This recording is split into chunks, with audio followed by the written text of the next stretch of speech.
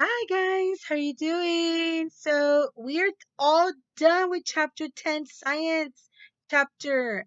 So now for tomorrow we're going to be taking a test. So I want to give you this study guide so you can study tonight and study tomorrow all day.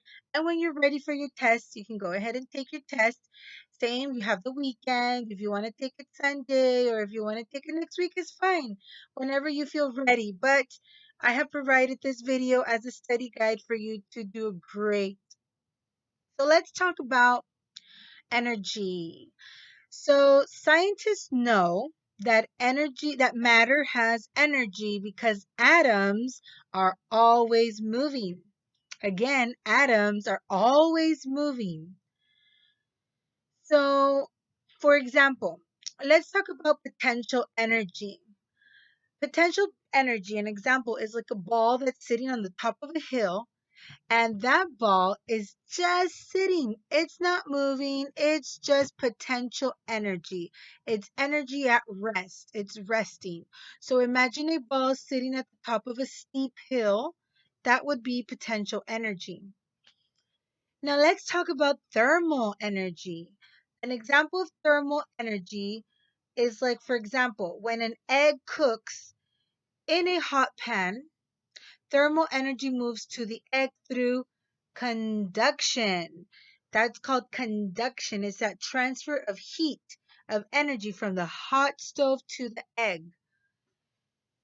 Now, thermal energy travels through empty space by radiation. Radiation is the way that thermal energy moves. Also, the different wavelengths of visible light, when you could see the light, causes colors. It causes colors. So when you see that, that's how you see colors of the rainbow, of your colors, of your markers.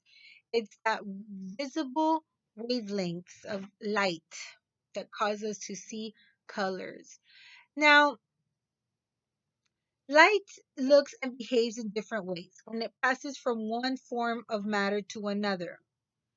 So, for example, if you see a cup and the cup straw looks like it is cut like this, like that. See that right there?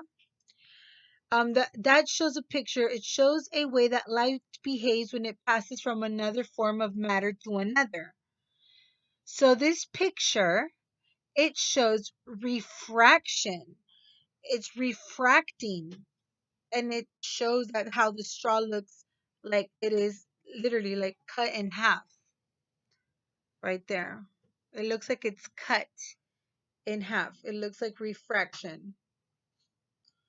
So the ability to cause change is energy. A cold spoon is filled into a cup of hot tea. How will the heat flow? Now, heat will flow from the warm tea to the cooler spoon. That's what's going to happen. The spoon is going to get hot. What happens to your eardrum? We also talked about the eardrum. What happens to your eardrum when sound waves hit? Your eardrum vibrates. That's what happens. Now, when ice melts, it becomes liquid water, liquid. It goes from solid to an ice cube to a liquid when it has heat, when it melts. Now, for example, thermal energy, solid, liquid, and particles. I want you to use these words to describe what happens when the ice melts. Something you could say is adding thermal energy to the ice causes the particles in it to move faster and farther apart. This changes a solid water to liquid water.